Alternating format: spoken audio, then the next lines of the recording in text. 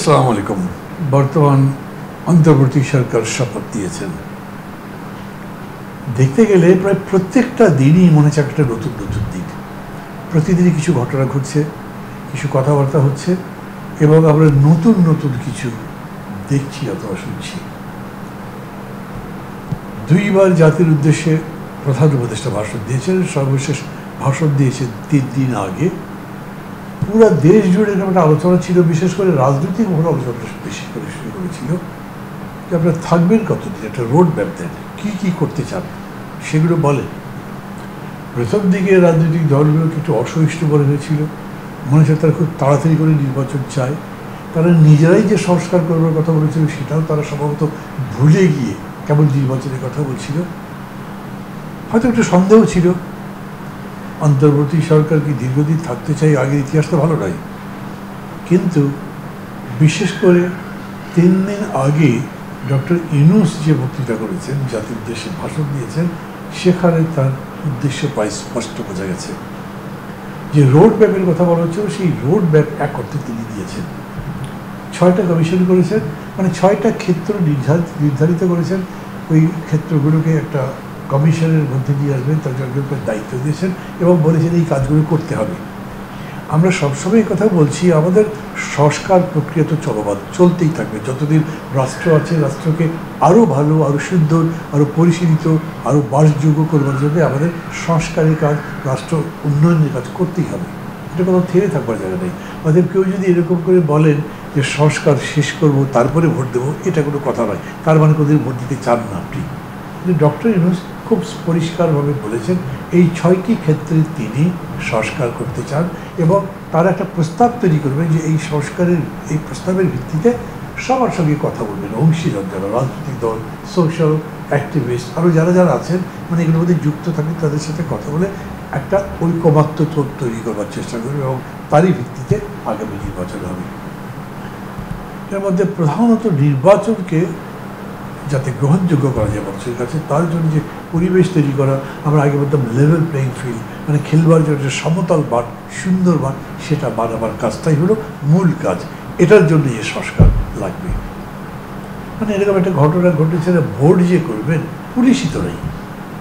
হ্যাঁ, জয়েন করেছে, কিন্তু ট্রাফিক পুলিশ রাস্তার পাশে দাঁড়িয়ে থাকে, ডিউটি করে না ঠিকমতো। থানাগুলোতে পুলিশ বসে আছে, তারা জনগণের কোনো অভিযোগ শোনে না, কোনো জিডি নেয় না, কোনো মামলা নেয় না, কোনো তদন্ত তো যাই না, ভয় পাই।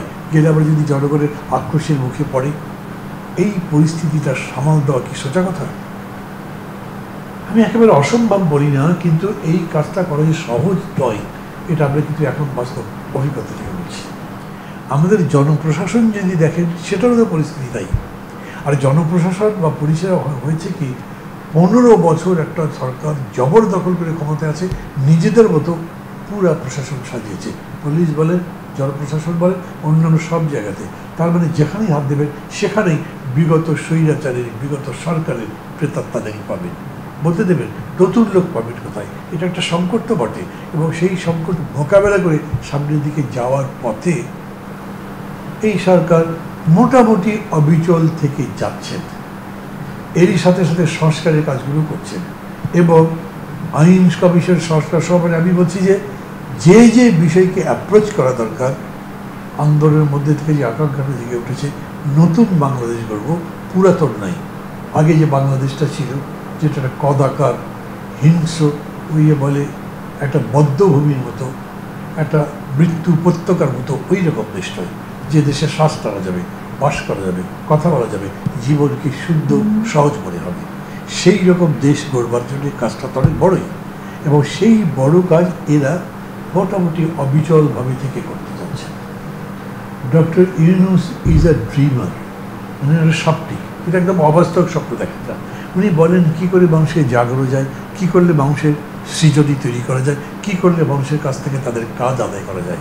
উনি বারবারই বলেন মানুষের এই যে উদ্যোগ, সেই দরজা যদি খুলে দেওয়া যায়, তার যদি কোনো বাধা থাকে, সেই বাধা যদি দূর করে দেওয়া যায়, তাহলে মানুষ অসাধ্য সাধন করতে পারে। সে তো সত্যিই। আমরা ছিলাম বাড়ি জঙ্গলে, গুহায় বাস করতাম, কাঁচা মাংস খেতাম, কাঁচা তরি তরকারি খেতাম, সেই মানুষ এখন কোথায় এসছে? 54 বছর আমাদের যা গেছে সেটা আমাদের ভালো যায়নি। আমরা এই 54 বছরকে কাজে লাগাতে পারিনি। লাগাতে পারলে আমরা আরও অনেক ভালো জায়গায় থাকতে পারতাম। এখন আগামী দিনগুলোকে বৃথায়, অবহেলায়, উদাসীনতায় নষ্ট করা যাবে না। তিনি যতগুলো জায়গায় সংস্কারের কথা বলছেন, প্রস্তাব দেবেন, তারপরে নিশ্চয়ই আমরা তারপর পর্যালোচনা করব। এর মধ্যে সাংবিধানিক সংস্কার আছে, আইনের সংস্কার আছে, বিভিন্ন দিক। একটা বিষয় আমি এখন আপনাদের কাছে বলতে চাই, এটা প্রধানত রাজনৈতিক দলগুলোর উদ্দেশ্যে আমার বলা। শেষ বিচারে রাজনীতি তো হচ্ছে সমাজের কর্ণধার, সমাজের পরিচালক। রাজনীতি হচ্ছে নেতা। সংস্কৃতি বলেন, যার কথা বলেন, তারা ওকে অনুসরণ করে চলে। রাজনীতি যে সিদ্ধান্ত দেয় সেই অনুযায়ী সংস্কৃতি গড়ে ওঠে, সেই অনুযায়ী অর্থনীতি গড়ে ওঠে, বাজার গড়ে ওঠে, ক্রীড়া গড়ে ওঠে, সব কিছু। ক্ষমতা তাই রাজনীতির কাছেই যাবে, রাজনীতিবিদের কাছে যাবে, রাজনৈতিক দলের কাছে যাবে। সেই রাজনৈতিক দল যদি সময়ের উপযোগী না হয়, সময়ের চাহিদা না বোঝে, সময়ের চাহিদা অনুযায়ী নিজেকে তৈরি করতে না পারে, তার দলকে তৈরি করতে না পারে, তাহলে দেশকেও তারা বানাতে পারবে না। আওয়ামী লীগ গেছে, আওয়ামী লীগ একটা দখলদার সরকার ছিল। আওয়ামী লীগ চলে যাওয়ার পরে আবার কেউ যদি দখলদারিত্ব করেন, তিনি কাজটা করতে পারবেন? পারবেন না। চাঁদাবাজি যদি করেন, করতে পারবেন? পারবেন না। দলের মধ্যে ন্যূনতম গণতন্ত্রের চর্চা যদি না করেন, তাহলে দেশের মধ্যে গণতন্ত্রের চর্চা করতে পারবেন? তাও পারবেন না। এই জন্যেই এটা করতেই হবে, রাজনৈতিক দলগুলোর সংস্কার হতে হবে। এটা কিন্তু সবার কমন কথা আছে, বলেন সবাই যে রাজনৈতিক দলগুলোর সংস্কার লাগবে না, কিন্তু রাজনৈতিক দলগুলোর সংস্কার কেউ বাইরে থেকে তো করে দেবে না। একটা দল আমাদের দল মনে করেন, এটা বাইরে কেউ বললেই আমাদের দল মানবে করে, এই দল তো নিজের সিদ্ধান্ত নেবে। দলগুলোর নিজস্ব সিদ্ধান্ত নেবার স্বাধীনতা তো আছে। অতএব ওই দলকে বুঝতে হবে আজকের সময়ের প্রয়োজনে যে উন্নত রাজনীতি, যে নতুন রাষ্ট্র, নতুন সমাজ গড়তে হবে, তার উপযোগী করে দলকেও তৈরি করেন। যদি দলের বিষয়টা এরকম হয় যে আজকের এই আকাঙ্ক্ষার সঙ্গে দলটা তৈরি হতে পারছে না, দলকে তৈরি করতে হবে। আজকের এই আকাঙ্ক্ষার বিপরীতে দলটা যাচ্ছে, তাই থামাতে হবে। যদি এমন হয় যেগুলো বন্ধ করবার জন্য এত রক্তপাত, এত আত্মদান, এত জীবনপাত, সেটাই পথে আমরা হাঁটতে থাকি, তাহলে সেই দলকে জনগণ নেবে না। আবারও বলি, জন আকাঙ্ক্ষার বিরুদ্ধে দাঁড়িয়ে এমনিতেই কোনো রাজনীতি দাঁড়াতে পারে না। আর তারপরে এত বড় একটা বিশাল ব্যাপক অবিস্মরণীয় আন্দোলনের পরে যদি কেউ মনে করেন যে এর বিপরীতে দাঁড়িয়েও আমরা আমাদের স্বার্থ উদ্ধার করতে পারবো, এইটা করতে পারবেন না। বিচ্ছিন্ন বিক্ষিপ্ত কিছু কিছু জায়গায় কিছু কিছু ঘটনা তো ঘটবে, বিচ্ছিন্নভাবে বিক্ষিপ্তভাবে কিছু কিছু মানুষ, ব্যক্তি বা গোষ্ঠী হয়তো লাভবান হবে, কিন্তু সামগ্রিকভাবে যদি বলেন, যদি পুরো দলের কথা বলেন, দল লাভবান হবে না, ক্ষতিগ্রস্ত হবে। মানুষ এখন দলের ভেতরটাও দেখবে, বা দেখার তো অধিকার আছে।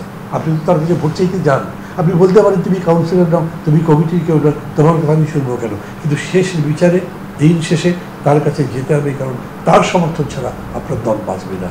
ওই মানুষ যদি দেখে এই দল, তার দলের মধ্যে দুর্বৃত্ত বাড়ে, দুর্বৃত্ত জন্মায়, যেরকম করে বিগত সরকার আমলে হয়েছিল, খুনের আসামি তাকে পালা হচ্ছে, ধর্ষণের আসামি তাকে পালা হচ্ছে, এমনি লোক দেখাবার জন্য বহিষ্কার করে, কিন্তু দলের মধ্যে ঠিকই বিচারণ করে, সমাজে তার প্রতিপত্তি থাকে, যেহেতু তুই একটা বড় রাজনৈতিক দলের নেতা কর্মী আছে। এখনো একই রকম কাজ চলবে না। মানুষকে এটাই বলতে হবে আজকে, আমরা জেগেছি, আমরা ঘুমাবার জন্য নাই, আমরা জেগেছি অত্যন্ত প্রহরীর মতো, আমরা আমাদের লক্ষ্যে পৌঁছাবো, একটা ভালো দেশ করব। সমস্ত দলগুলো যে যেভাবেই নতুন দেশকে ব্যাখ্যা করুক, যেমন ধরেন আমি আমার দলকে, দেশকে বলি একটা কল্যাণ রাষ্ট্র করবো, কেউ বলবে সমাজতন্ত্র করবো, কেউ গণতন্ত্র করবে, কেউ ইসলামী শাসন ব্যবস্থা বলবে, কিন্তু সমস্ত স্লোগান এক জায়গায় একীভূত হয়ে বলছে এখন নতুন বাংলাদেশ করতে চাই, যে দেশ আগের মতো নয়, নতুন দেশ। আবার বলি, বাসযোগ্য, ভালোবাসার মতো একটা দেশ, যে দেশকে নিজের মনে হবে, সেই রকম দেশ গড়তে হলে নিশ্চিতভাবে রাজনীতির সংস্কারের প্রতি আমাদের দৃষ্টি রাখতে হবে। এবং এই দল যদি নিজে তার নলেজ বেস, মানে জ্ঞানের পরিধি না বাড়ায়, তাহলে প্রশ্ন তো আসবেই, বারে বারে স্বৈরাচার সে বন্ধ করবার পথ কি? সংবিধানের সংস্কার লাগবে। এখন কোনো দল যদি সংবিধানের সংস্কারের প্রস্তাব দিতে না পারে, যদি নাই বোঝে যে কোনটা করলে সাংবিধানিকভাবে আর স্বৈরাচার আসবার সুযোগ নাই, তাহলে সেই দল জাতিকে তো নেতৃত্ব দিতে পারবে না। যদি না বোঝে আজকের অর্থনৈতিক সংকট মোকাবেলা করবার জন্য তার কী কী পদ্ধতি নেওয়া দরকার, সেই জ্ঞান দলের থাকতে হবে। লড়াই করেছি স্বৈরাচারকে পতনের জন্যে, বিস্তীর্ণ লড়াই, অনেক বড় লড়াই জিতেছি। এখন কিন্তু রাজপথে মিছিল করবার বিষয় নয়, জীবনদানের বিষয় নয়, এখন আর খুনোখুনির বিষয় নয়, এখন পরিশীলিত চিন্তার ভিত্তিতে রাজপথে গড়বার সময়। আশা করি আমি খুব কঠিন কিছু বলি নাই, সবাই বুঝেছেন।